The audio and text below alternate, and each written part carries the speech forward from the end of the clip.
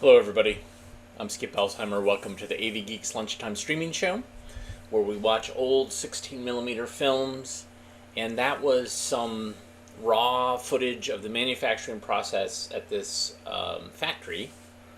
I couldn't quite figure out, based on me looking at the screen periodically, what they were making, but there was some awesome machinery there, and this kind of made me think like I don't play the lottery often. Generally, when it hits a billion, I'm like, okay, well, we'll give it a shot. So here's some of the things that I would spend money on. One, I would what was the first thing? Oh yeah, buy this shopping center that's near my house, where the Alamo Draft House is, and take it over and move the archive to where the Family Dollar used to be. That's one. Two, I would go to Salisbury, North Carolina, and arrange to have a Salisbury steak parade and have all the schools march in a parade celebrating Salisbury steak. Three, I would probably get a train, like my own personal train, and it would be very similar to the Wild Wild West TV show, where there would be special tricks and things in the train car.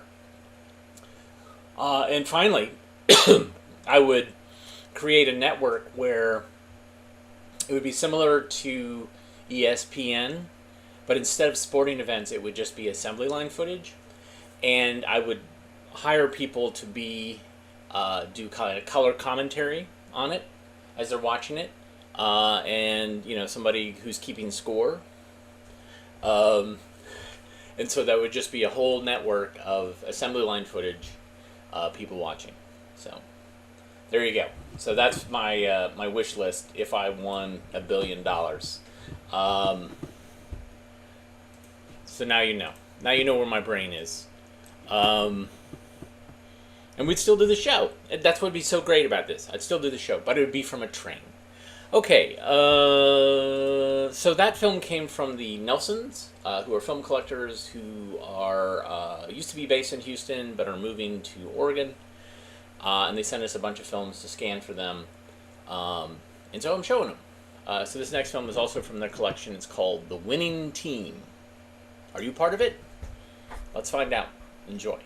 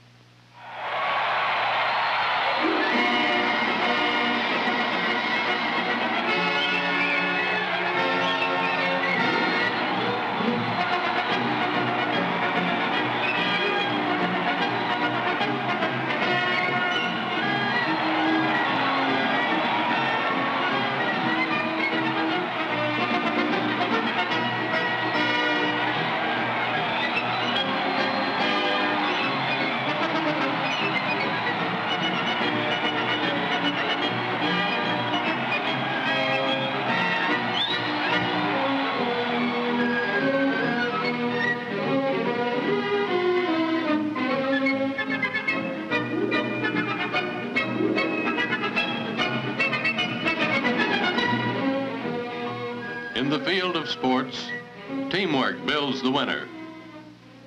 The petroleum industry likewise must build its winners on teamwork, a team consisting of thousands of people.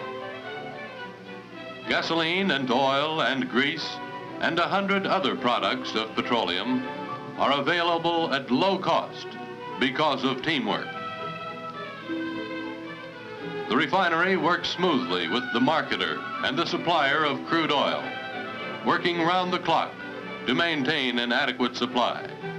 The pipelines keep a delicate balance between the refinery and the producing wells, while assorted enterprises with divergent aims and desires blend their efforts to supply the world's demand for oil, an increasing demand the world over This network of cooperative action appears complicated, but basically it is simple.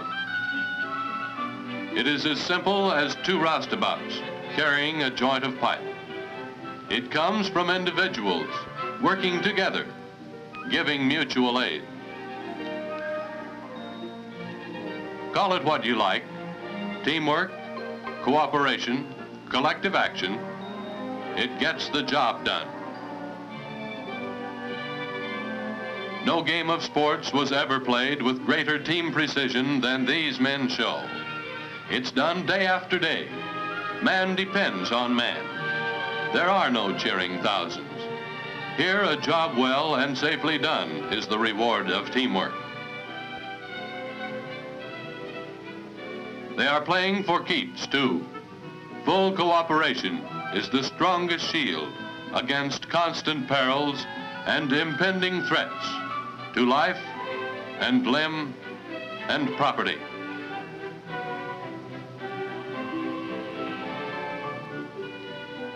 Cooperation does not just happen. It is born of necessity, nurtured by a willingness to get along, by morale, and directed by leaders, men who, with or without title, manage to get individuals to give their best to a common cause. Men like Tom Riley working at grassroots teamwork. He is responsible for 2 well servicing units.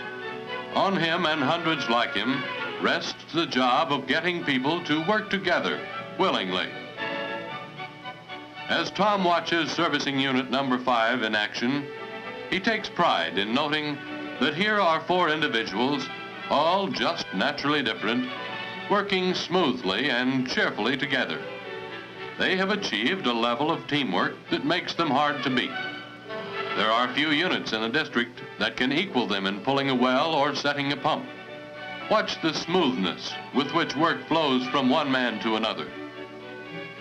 Can this be one of the reasons why their record is scarcely ever marred by accident? Can there be any doubt about a relationship between accident prevention and cooperation? Tom Riley thinks about this as he observes Servicing Unit number 6.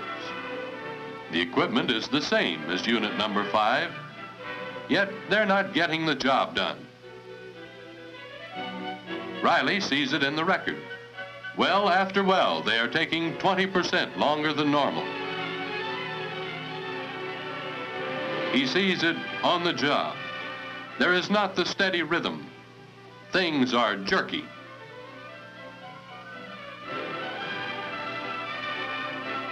For some reason, there is tension in the atmosphere. No cheerfulness, sloppy teamwork.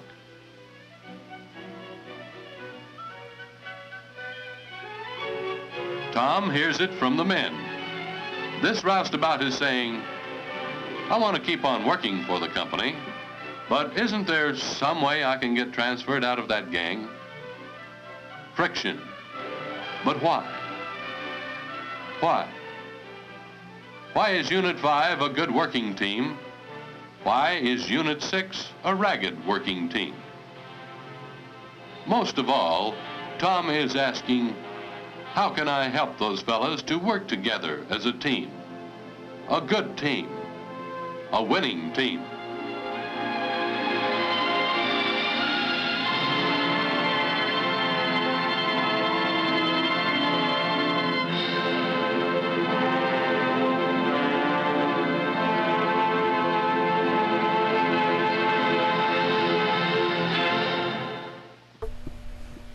They're not going to tell us? Oh, man. There's a couple more in this series, it looks like, but I don't know if it answers that question. I don't know if it picks up, but fascinating.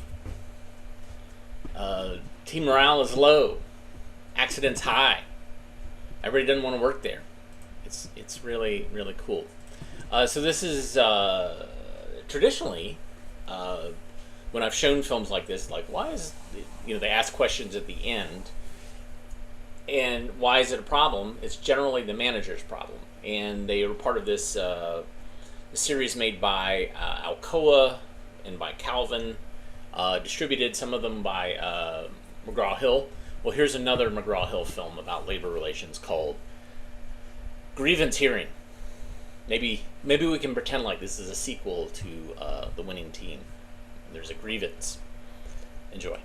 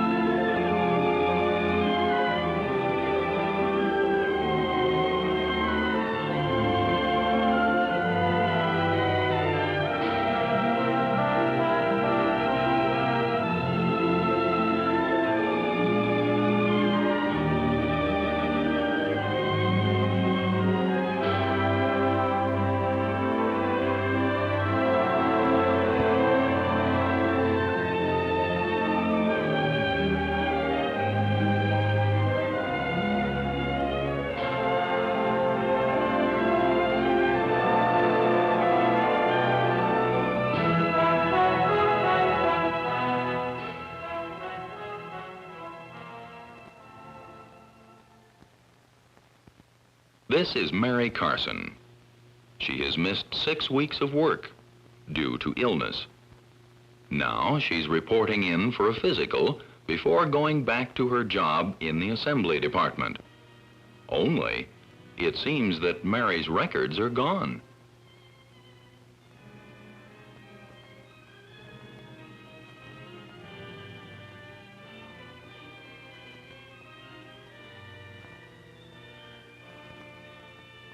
Yes, Mary failed to renew her leave of absence, which at her plant is taken automatically to mean that she has resigned without notice.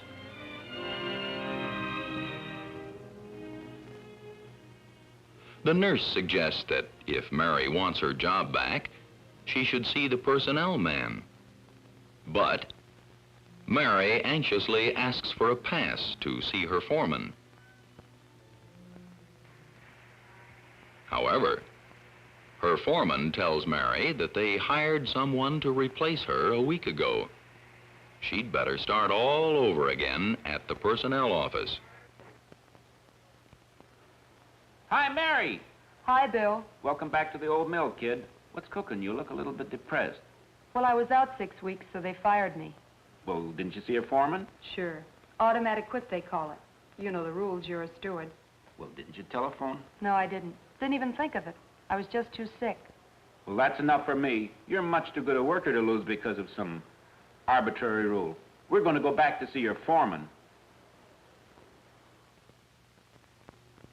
But the foreman, while very sympathetic, says that according to the contract, Mary has resigned and her old job has been filled by another girl. Mary is a victim, but the written contract between the union and the company is clear. Her job is gone. However, Mary's steward is going to fight for her. He's making it a formal grievance and taking the matter upstairs. While the foreman sends his copy of the grievance form to his superintendent, the steward hands his copy to the chief steward at his first opportunity. And at his first opportunity, the chief steward storms into the superintendent's office.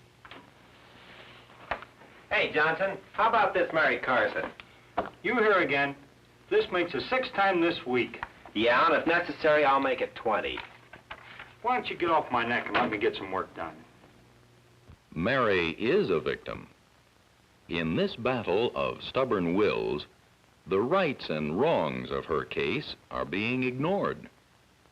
That's what happens when personalities clash That's why we need grievance procedures, so the person with the problem won't be forgotten simply because opposing sides refuse to remain calm. Obviously, no grievance was ever settled at a time like this.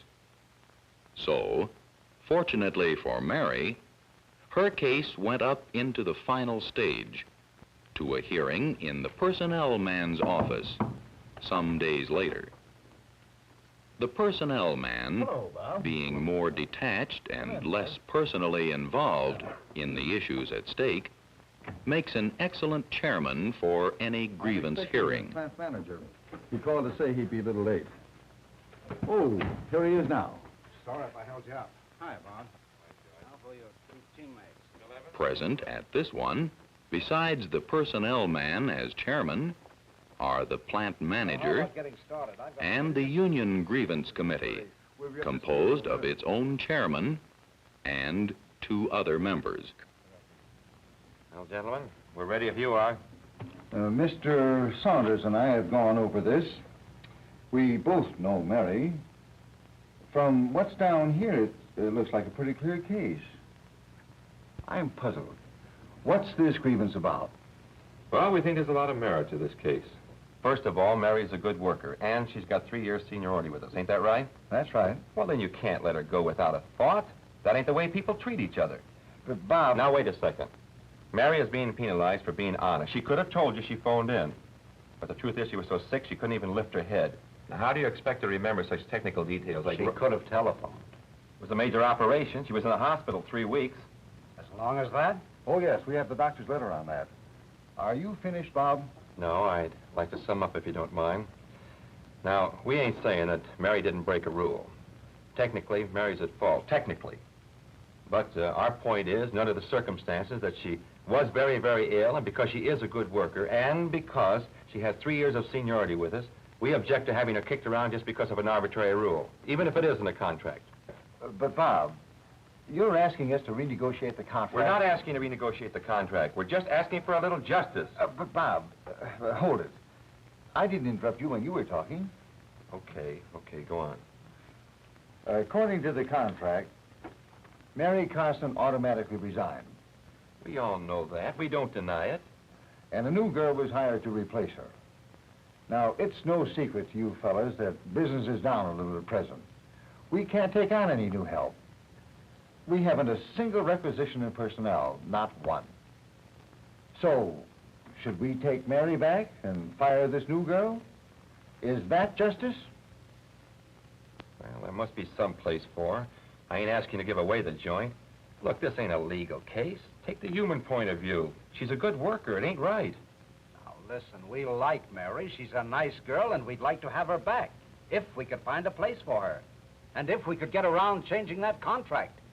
But we're not going to have you throwing that up in our faces forever as a precedent. Well, I'm glad to know that you're taking Mary back. Now, there's one more point, and it's a very important point. As you know, Mary has been waiting around 7 working days while this case has been going through the grievance machinery. So we think you should get her back pay for those days. Just a moment. We haven't even taken her back yet, but now you're asking... Those 7 days weren't her fault, they were yours. Wait. We haven't even taken her back at all. And now you've added something brand new to the case. I don't go for that back pay stuff. If that's the way you feel about it, I guess we better stick rigidly to the terms of the contract. Now you're asking us to pay a reward for the violation of the contract. But it wasn't her fault. Technically, it was her fault. She actually quit according to the terms of the contract, and she's been replaced by another girl. Until you dragged pay into this discussion, I was inclined to go along with you and take her back if we could find a place for her. But now I'm inclined the other way. Well, Mary says she wants her back pay, and that's all there is to it. Are you going to force this case into arbitration for a few lousy bucks? Come on. Hold on a minute, Bob. I know Mary Carson, and I don't think she means that. Well, I know she does. She told me so a half hour ago. All right, let's bring her in here and let her speak for herself. Okay? Well, okay. Can we recess for 10 or 15 minutes? Sure. How about a cup of coffee for everyone? I'm all in The favor of cafeteria's that. still open. Well idea. And the coffee's on you, Bob. Well, Mary, that's about it. The manager says he's willing to get you back to work, if he can. But you say you won't accept a job without getting back pay for those 7 days you missed. Is that the way you really feel about it? Well, I sure could use the money. But, Mary, we're not even sure we can find you a job right now. And if you insist on this money, we can't even try. And that's about it. Well, then I don't. I mean, I'll just take the job then. You will take me back again, won't you? I object to that. You're threatening her. Mary, don't take any stuff like that from him. Oh, listen, let's cut it out.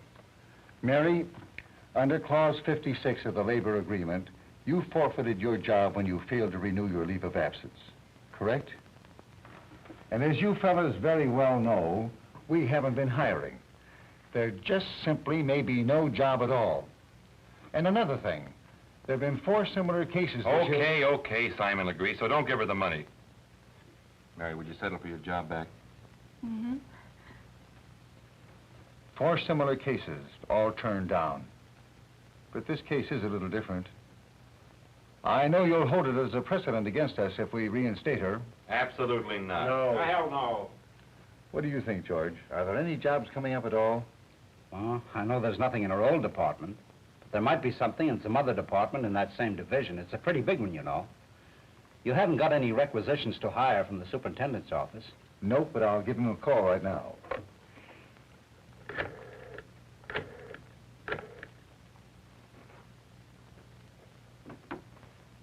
Hello, Alex? Yes. Say, can you use a good girl anywhere in your division? No, I'm not kidding. You know her, Mary Carson. You can? Swell. Department 6. Next week.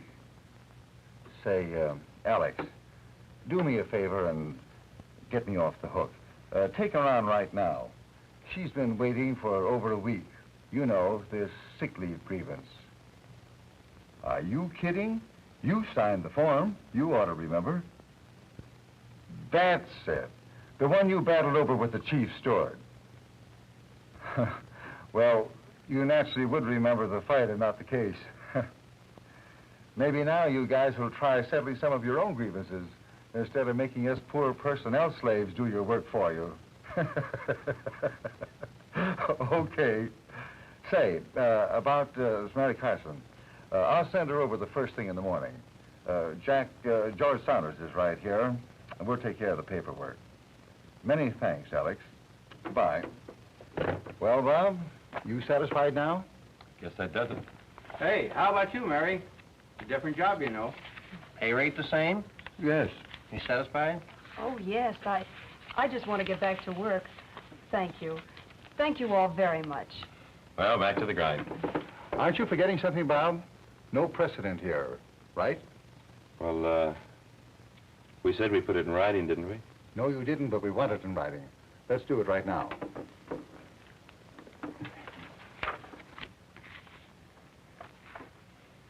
Grievance settled.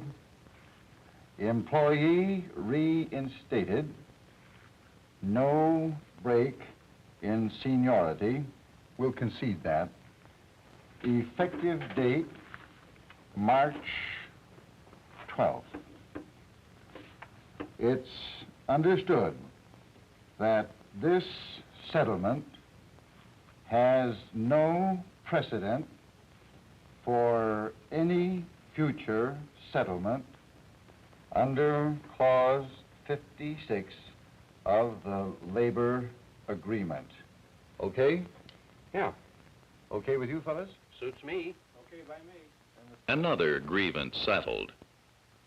Like many others, this one involved a conflict between the formal terms of a labor agreement and the human problems of an employee. And because the union and management representatives are also human, it involved a clash of personalities. In this case can be seen the wisdom of having several steps in a grievance procedure, so the employee gets every chance to be heard. Both sides acted a little. Both took positions that gave them a chance for give-and-take bargaining, which, in the end, secured for Mary the fair treatment she deserved. With goodwill on the part of labor and management, problems in human relations that can never be covered in a labor agreement or a book of rules will, through grievance procedures, continue to be brought to a satisfactory and just conclusion.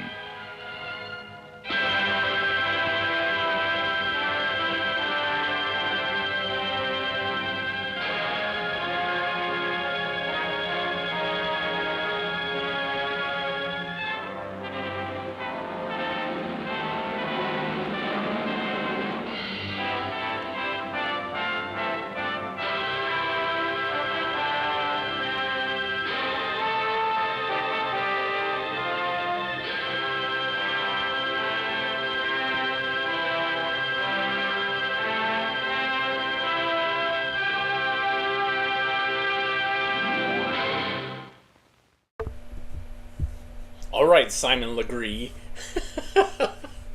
Wow, that steward was great. Yeah, for me, this feels like it's soap opera, but with labor relations. And there's got to be more in this series. I'm gonna have to look for more. They're not as small and as provocative as those Alcoa management ones, which I love because they're so short and they always end with the manager going like, "What happened?" So those are great. All right, we're gonna shift gears a little bit. That narrator in that last film was reading every so many words. Pause. Reading so many words. Pause. Reading so many words. This next film has a narrator that we know, who's talking about plants.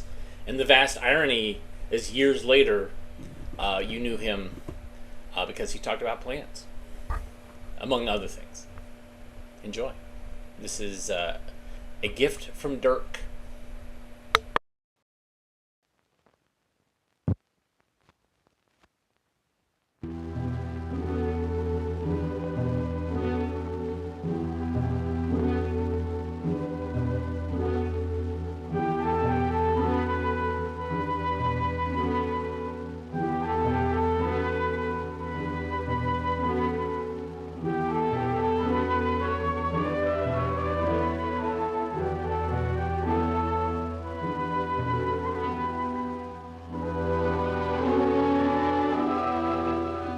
Amsterdam, Holland, a canal boat makes its way home.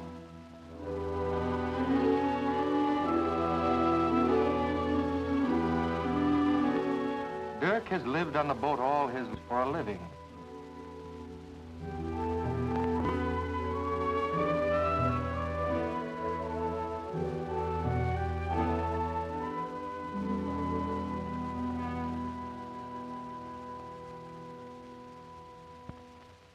Dirk has discovered an interesting relation between the size of the pebble and the size of the river. Why don't you play with those sweet little girls? And don't be rude with them.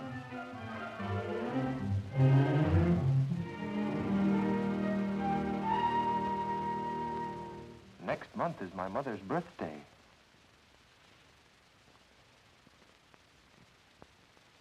I'll buy her a present with this. You can buy very beautiful things with so much money. What is very beautiful? Whatever is very nice, that's what.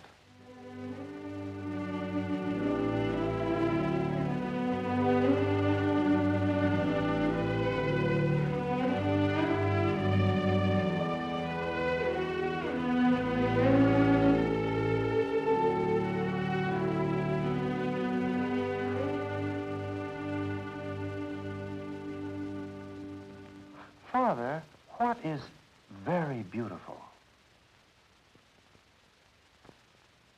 Well, it is many things, Dirk. What things, Father? Sometimes a ship sailing on the water. That can be very beautiful. Mostly only ships are beautiful. People, too, can be beautiful. Your mother, for example. Now, don't you go confusing the child. Very beautiful is usually something that's very big. Very beautiful things can be any size, huge or tiny. Sometimes many big, beautiful things are not as beautiful as one small, beautiful thing. I'll tell you a story to explain it. Once upon a time, hundreds of years ago, there lived a rich nobleman right here in Holland. Now, this nobleman loved beautiful things, and so he made a strange bargain with a farmer. He gave the farmer his prize roosters, a barrel of his finest wine, barrels of flour, and sacks of wheat, barley, oats, cows and sheep, and 3 of the fastest horses in the land. He gave away all these goods for one small thing. All this for one tulip bulb smaller than your fist. All of that for one little bulb? Oh, it was very, very special. When it was planted in the ground and watered, it grew up into a most beautiful tulip. A red tulip with lacy petals trimmed with black. Oh, it would make your heart tingle to look at it. I wish I could see that beautiful thing. What was its name, Father? Oh, I remember now. Yes, my father told me the story. He said they called it the firebird tulip. I wish I could see that beautiful flower.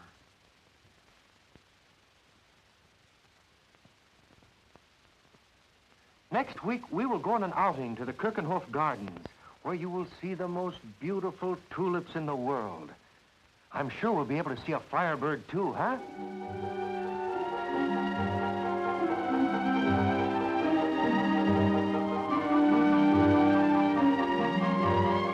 He couldn't fall asleep thinking about ships and castles and noblemen, but most of all, about the firebird tulip. And that's what he will give his mother, a firebird tulip.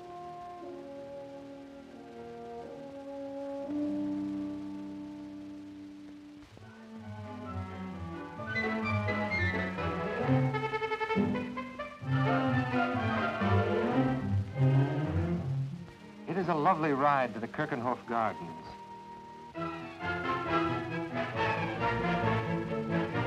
Past vast fields of tulips, hyacinths, daffodils of every color and shape.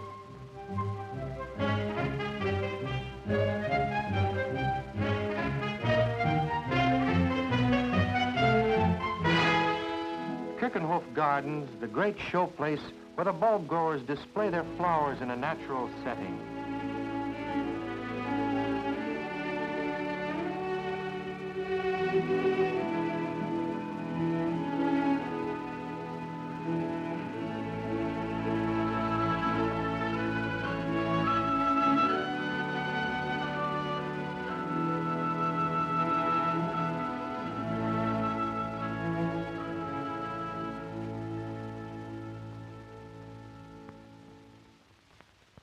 Where are the firebird tulips?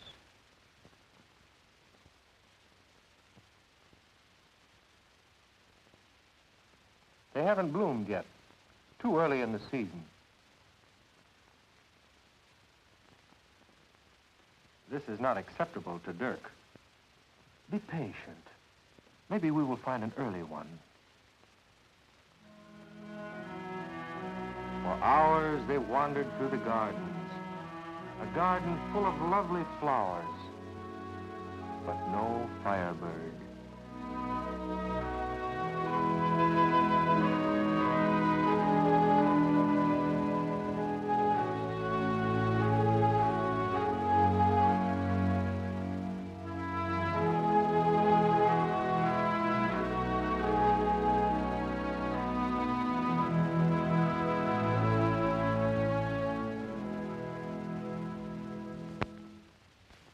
Come here, Dirk. Maybe we will find a firebird later. In fact, I'm sure we will. They are all beautiful tulips, Dirk. One of them. Who can say which is more beautiful than the other? Some people like one kind, some another. To me, every tulip is beautiful. It is like the fingers of your hand. You can't say you like one finger better than another, can you? I love my thumb best, and sometimes I like my pinky. But best of all, I love my thumb. Dirk would like to look at more tulips. He is warned, don't stay away too long. Don't go too far. And don't get lost.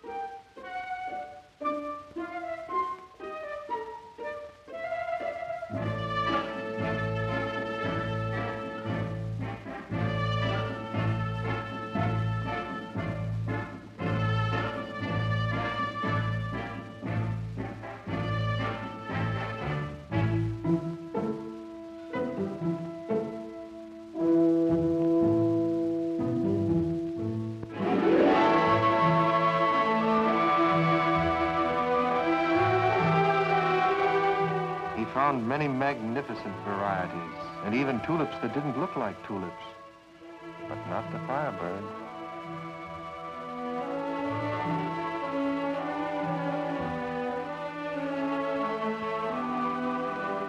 And now he's very tired.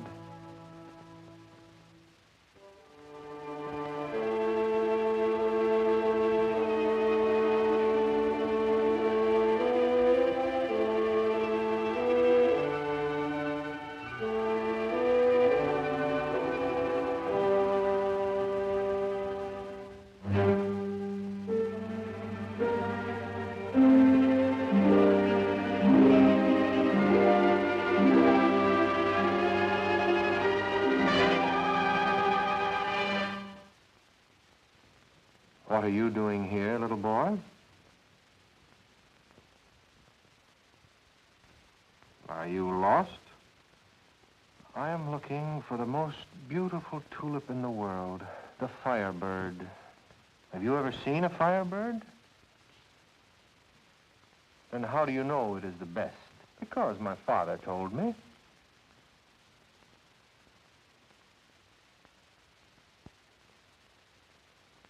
All tulips are beautiful, right?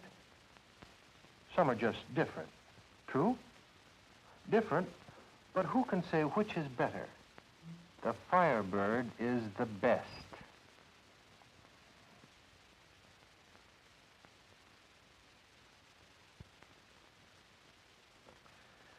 You see these three tulips, all the same, but each one a little different.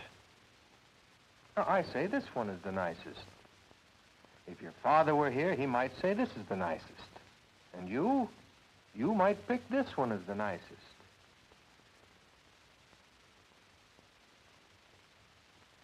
This one is the best. My father always picks the best.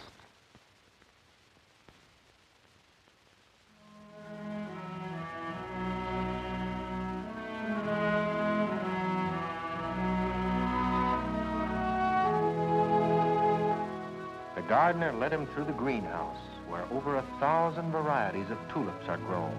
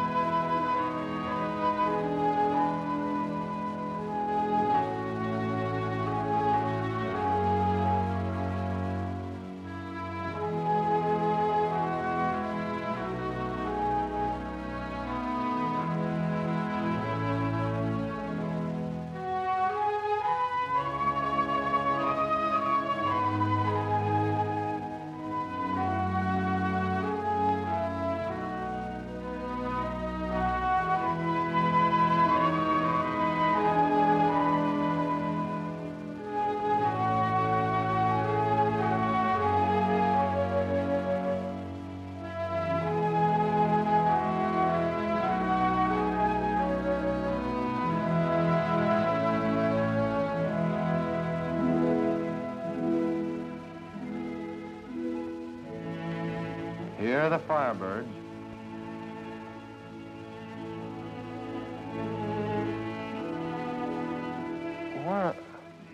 Where are the flowers? Haven't come up yet. In another week or two, maybe. Well, I was wishing maybe the smallest one. The very smallest. I can pay you for it. Well, where would we be if every little boy came here and bought a tulip? Pretty soon all we would have is grass, huh?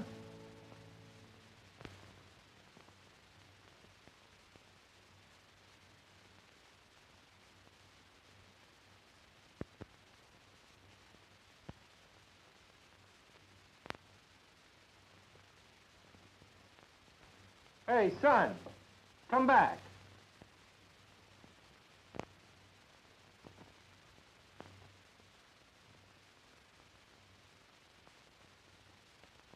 I was thinking I might give you one as a present. Isn't that a good idea?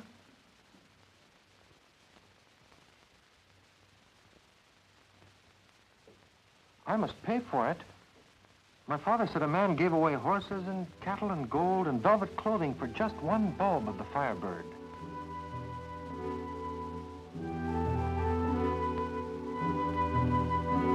You won't need a receipt.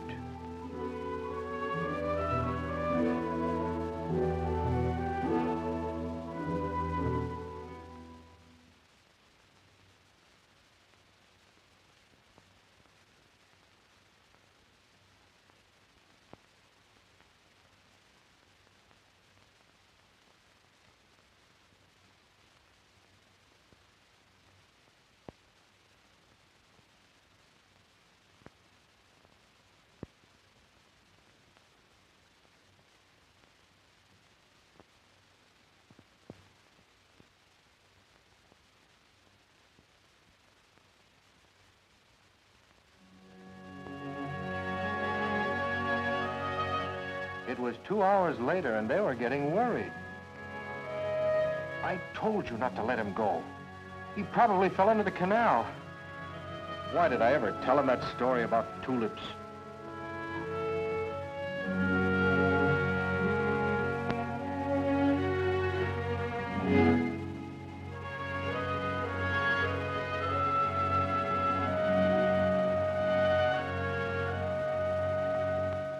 Look. I found the tulip, the one in the story. That's good, but we've got to go home now.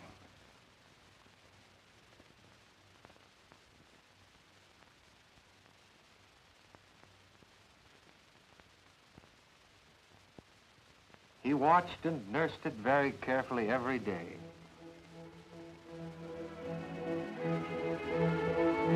Occasionally, he took it outside for a breath of fresh air.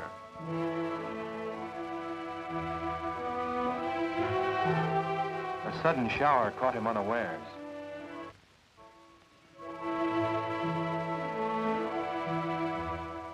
It grew very slowly.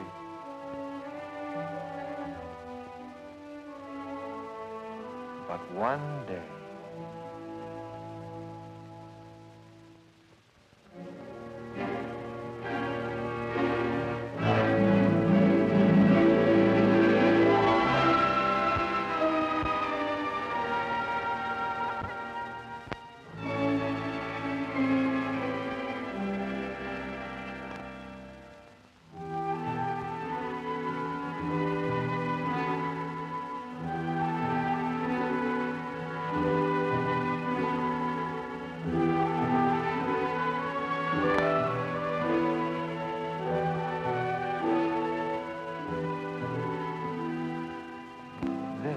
most beautiful is for you.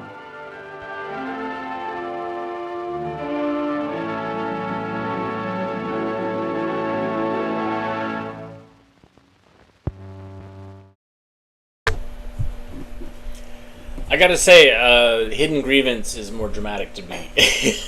Like, that kind of fable, weird, yeah. Yeah.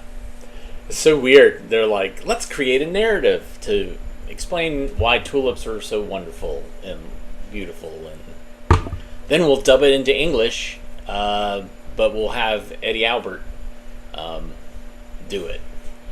Yeah, it's so strange. All right, so behind me I have a film scanner set up, and this one we're going to jump ahead. It's going to be whiplashy jump to the mid-'80s. The Parents' Underground Guide to Teenagers. Maybe there's a celebrity in this, too. Enjoy.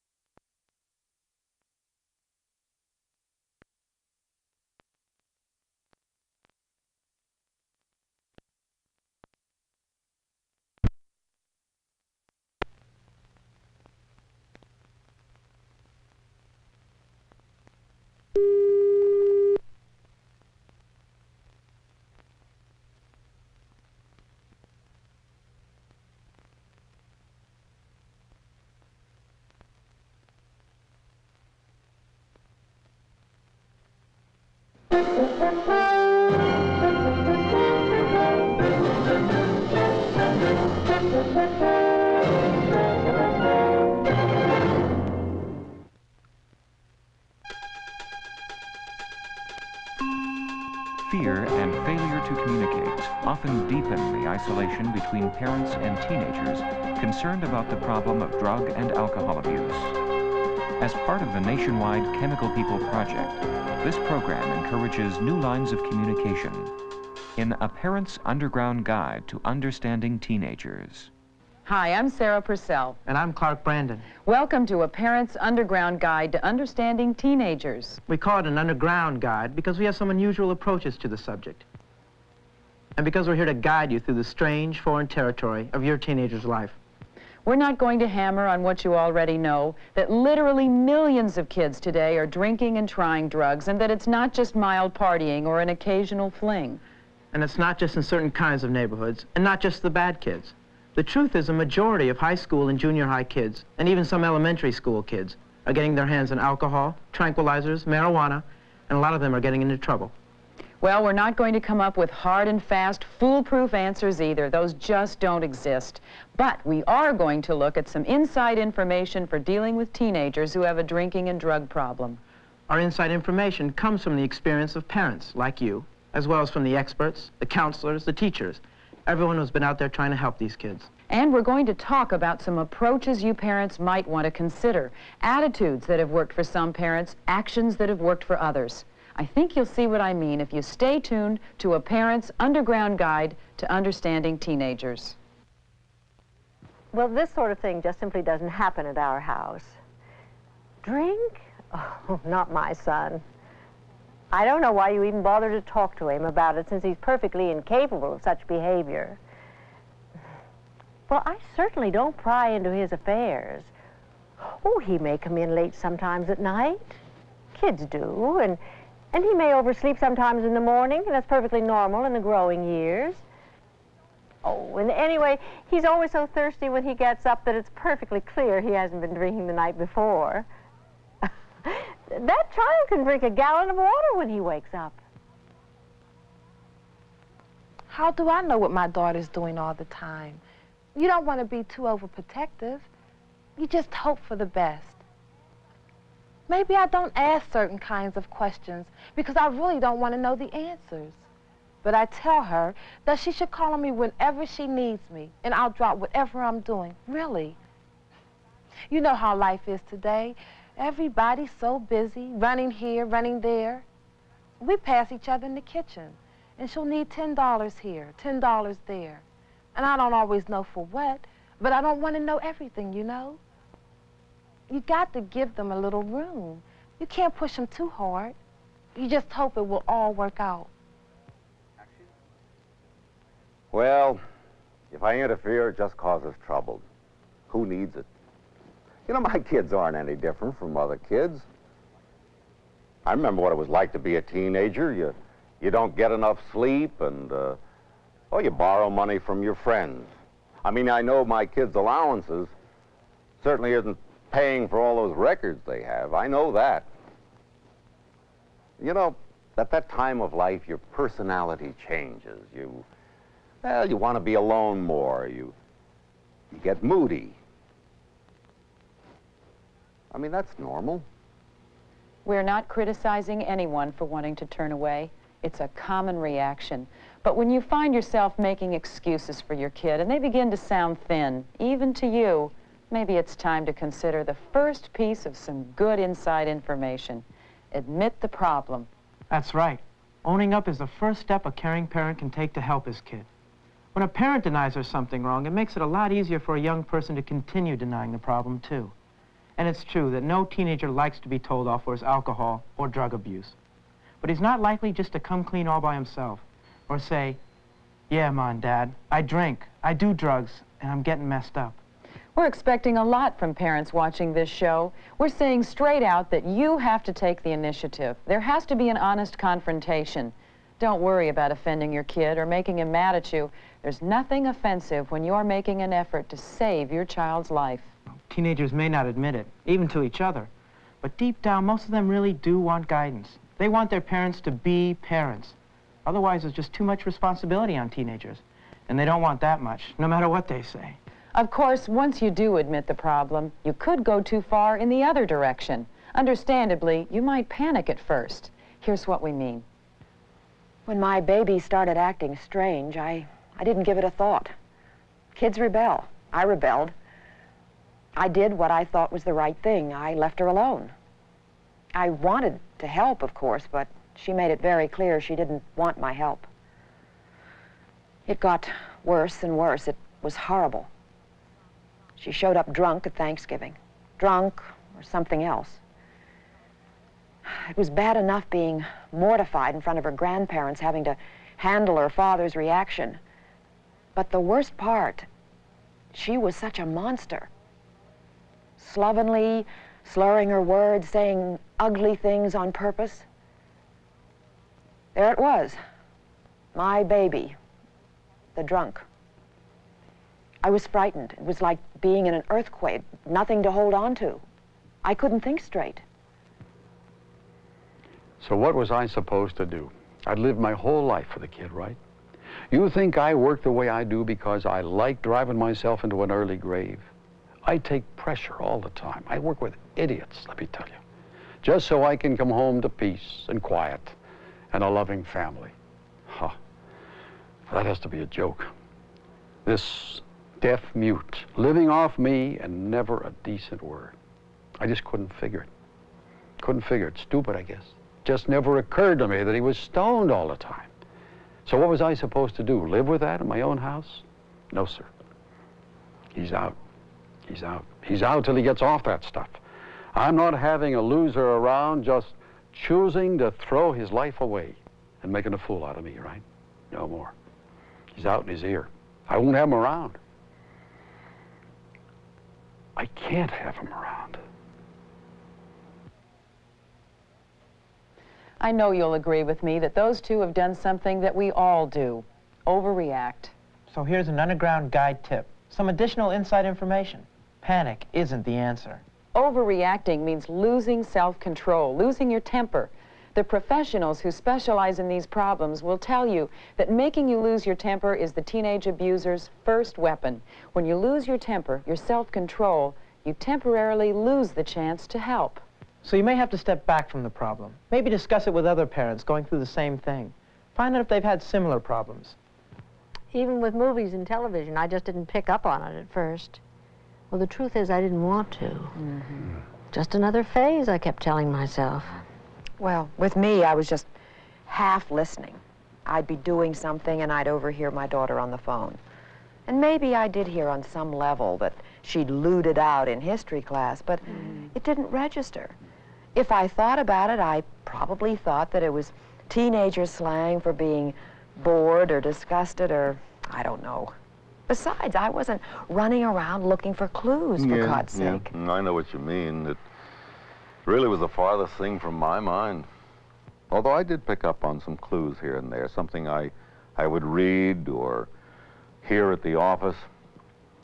But you know something? I didn't even know there was anything wrong at my house. When actually, things had been out of hand for a long, long time, and I just hadn't seen it. But finally, I happened to discover some paraphernalia that even I recognized. But you know, even though that was a shock, that was not the real shock. Oh, no. The real shock was my son lying to me. You know, it was a sudden realization that there was this huge gap between us. Tremendous gap. That he thought that we were some strangers, such strangers that I wouldn't even realize that he was lying. Or that maybe I wouldn't even care if he did lie. And he wouldn't even admit that I had found a bong. Wouldn't talk about it. Well, I had sensed that something was wrong. But then Matthew and I decided that it was just plain old-fashioned adolescence, and that this too would pass, just like the terrible twos, only it didn't. Well, we knew that something was wrong, but we couldn't put our finger on it. And then we realized that our son's friends had changed overnight. And the whole atmosphere was different. I mean, before they'd been playing out in the backyard, all sorts of sports and things like that, and, you know, carrying on and joking and that sort of thing. And then, all of a sudden, it became very quiet, except for that loud, blaring music coming from his room upstairs. Well, you know, I just finally got up my courage and asked. I came right out with it. Are you drinking? And what do I get? The great stone wall. He wouldn't admit anything. It really hurt. I was ready for the screaming and the shouting, but nothing. That was the hardest part. Well, with my daughter, it was a little different. You see, she's always been the kind of class comic. So it was all a big joke, you know, like no big deal. You know how kids like to put the grown in the word grown up? Well, that was her attitude. Not mean or rude, just, oh, Mom, like I was too stupid or creaking with age to even understand her. Yeah, you know, I got the hurt feeling, the wounded looks and the silent sufferings, as if I were way out of line for being so unreasonably suspicious. Or I should say, don't I have any rights around here? Tell you something. It's a fabulous technique. Oh, it's great and it works. I mean, it puts you way out to sea. You just don't know what is the wisest thing to do. The wisest thing is hard to know. We promised we wouldn't kid you about that. But we are giving you what we believe is good inside information. It won't work miracles, and it's not easy advice. In fact, here's some news from the front that may not be astonishing. Whatever you do, it won't be easy. Once you make that tough decision to confront the problem, you'll find yourself dealing with a lot of hostility and a lot of resentment from your own kids. The experts tell us that parents will often take all kinds of evasive action when the tension around the house gets unbearable. And sometimes all of the unpleasantness leads to confusion on the parent's part. There are times when it's the teen rather than the parent who's really in control of the situation. Yes, I try to keep up appearances. I see to it that she gets her hair cut and stays neat. I wake her in time to go to school. I even lie to the neighbors when the subject comes up. Goodness, all I ask from her is that she tells me the truth. I just want things peaceful, so I do all the chores around the house that he should do. I don't want any more scenes. I bitterly resent the money he must spend on drugs. Think of all the things he could do with it. But I always give it to him. I'm a genius at kidding myself because I'm scared. I stay at home to stay out of sight of other people. I pay his bills. He knows I will. I mother him. Then I give him the silent treatment.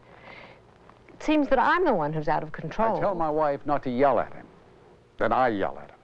I throw him out of the house, and then I get in the car and go looking for him. I tell him to telephone if he's going to be late.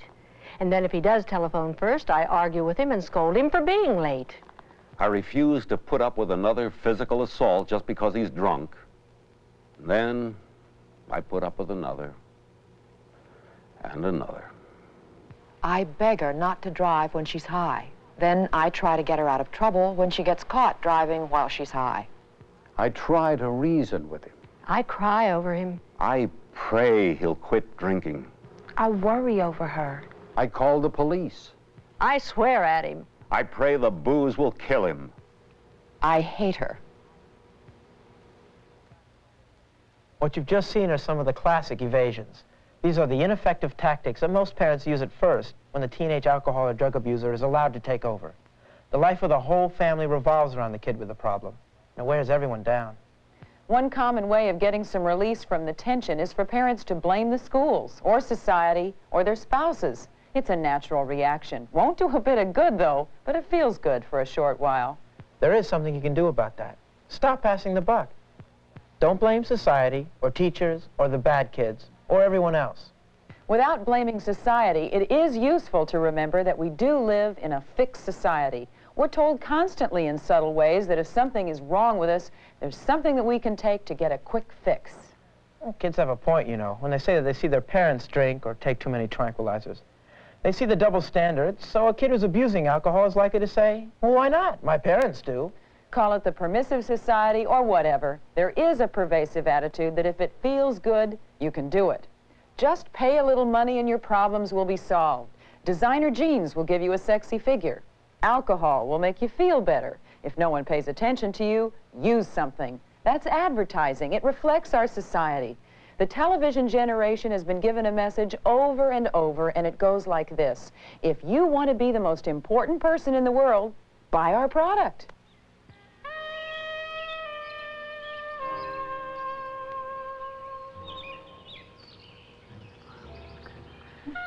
Gee, I wish Dawn would ask me out. Maybe if I used Fix-It-All like she does. Cut, cut. Come on, kids. You gotta look beautiful, feel beautiful, all right? Come on, everybody, sell the product. It's gonna get you dates, make you sexy. Come on, it's magic. Now do it. Let's do it again. What a jerk. How can anybody get excited about this? I don't know. It works for me. Fix it all. Take 37. It's the real secret of my popularity.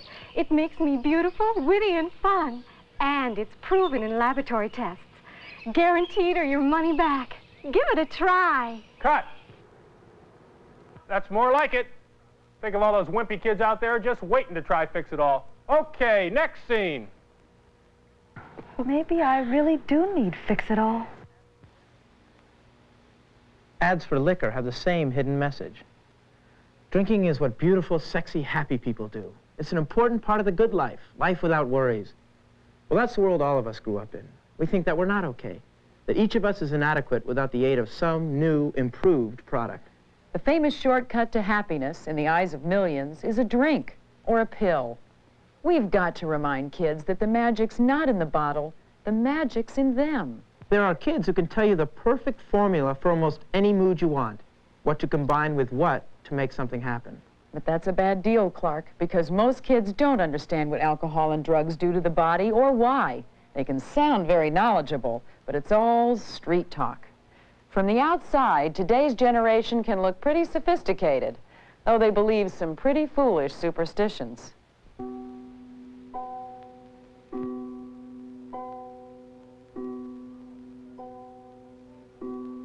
Booze? A problem? Oh, no way, man. Sure, I have a beer on the weekend. You know, when nothing's going on. But I'm always in control. When I have to be. It's only a problem when you really lose it. Let it run you. I'm on top of it all the way. Look, grass is healthy for you. They're proving that all over the place. It's just that the government doesn't want you to know it. It even helps with cancer or something. Well, at least it doesn't give you cancer. Not like cigarettes and some of the things you find in the supermarket. Pot makes you feel good. What's so bad about that? I mean, your body knows. People just don't want to face the truth. You know, I mean, this country is so backward. Other countries have been smoking grass for years, for centuries, and they don't have any problems. It's not like alcohol. You can drive better high than you can straight. It helps you think things out. If the government and all would just take a look at the facts, then we wouldn't have all this trouble. The dumb laws and everything. Hey! Anyone will tell you it helps you to party. Gets you and your old lady in the mood. Check it out. I'll stop when I want to stop. Just like that. I'll know when I've gone too far. So nobody has to get on my case, okay? I don't have a problem, all right? These street myths and others like them are accepted as the truth by millions of young people. But parents shouldn't let themselves be misled by this kind of folklore. There's one very positive thing you, as a parent, can do. Get the facts. That's great inside information, because your kids and their friends may seem more sophisticated in some ways than your generation. Every generation has its own lies. Every one of those myths you saw is just that. The facts are available. For instance, marijuana is carcinogenic. Smoking it does increase the risk of cancer. Alcohol is a factor in many health problems. There's one bit of good news that proves the value of information. When teenagers do give up marijuana, for example, it's been shown that they often do so because they've learned of the health dangers involved. If your kid won't listen to you about the facts or to reason, here's a suggestion that comes out of the work of many therapists. Look for help. Get a third party, someone who might act as a go-between, a calming, reasonable influence when you and your kid get into it. The experts tell us that that go-between could be just about anybody that both sides respect. It might be a relative, a teacher, someone in the neighborhood. The experts do say, though, that the mediator should be someone who is knowledgeable about alcohol or drug abuse, one who doesn't minimize the danger. But let's say that you've followed all the ideas here. You've tried everything. Is the conflict going to disappear overnight? You know better than that. But here's some inside information. Do something now. If the situation at your house is bad, it may be tough. There can be severe stress and a lot of pain. However, you can try what is sometimes called tough love. That is, be so confident in the force of your love that you can, if necessary, be tough. It's because I love you that I'm grounding you. If you loved me, Mom, you'd leave me alone. I just want to have a little fun. Nice try, but I'm not buying it. As long as you're in this house, you're not going to risk your life. I've got too much of mine invested in it. I care too much to let you blow it all. Mom, just this once. There's no such thing as once, not with your drinking. You can't control it. Why can't you trust me? Trust you? I'd love to. I can't. Not until we lick this thing together. Do you hate me or something, Mom? I mean, why all the hassling? You're wrong, young lady. I love you. The constant drinking is the hassle. Mom, I can handle it. I know I can. No, you can't. And I've tried and tried. But maybe together, with outside help, we can handle it.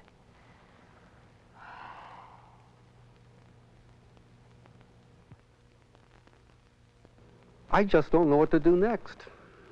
My son won't respond.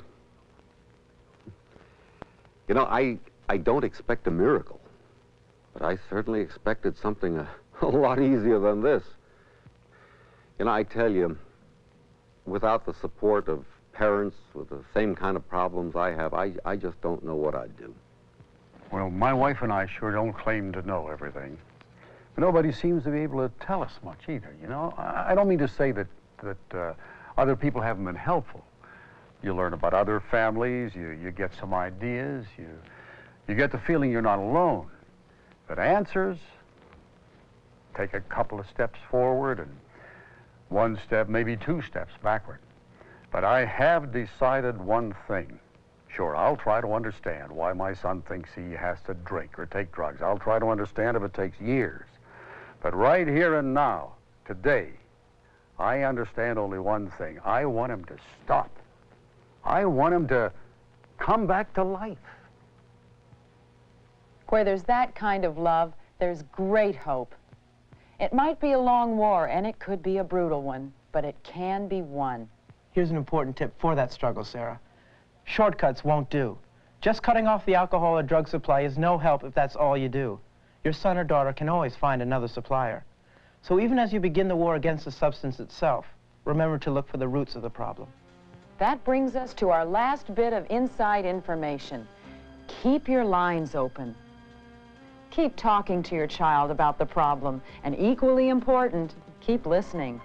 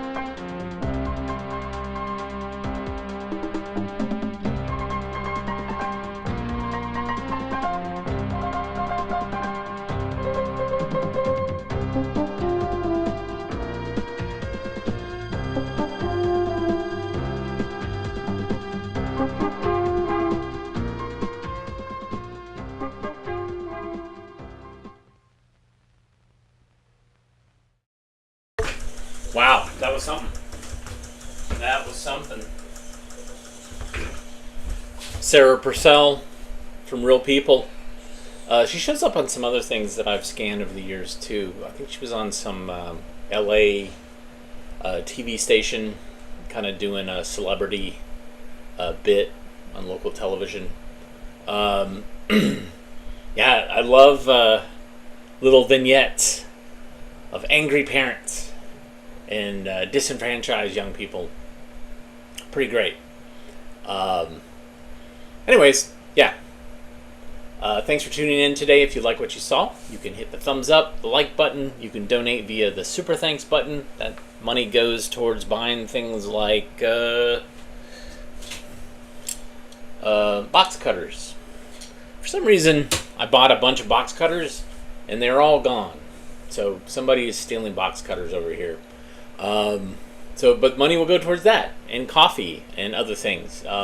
You can also support us with the ko-fi.com/avgeeks or patreon.com/avgeeks. And you can also watch other videos we have on this channel. Thank you so much for tuning in. Tomorrow, we'll have more stuff to watch. It'll be great. It'll be, again, another fun mixed bag of stuff. Everybody have a great rest of your Wednesday, and we'll see you soon.